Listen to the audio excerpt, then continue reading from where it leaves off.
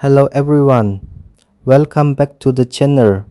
Want Google Chrome to verify your identity before filling in your payment information? Chrome has a setting called Verify. It's used to autofill payment methods. In this tutorial, I will show you how to enable or disable this setting in Google Chrome on your Samsung Galaxy S26 Ultra. Let's get started. First, open Google Chrome. Tap the three-dot menu in the top right corner, then tap Settings. Next, tap Payment Methods.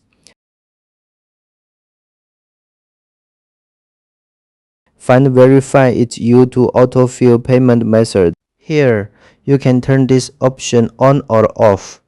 Turn it on to require verification before Chrome autofills your payment methods, or turn it off to allow Chrome to autofill your payment methods without this verification.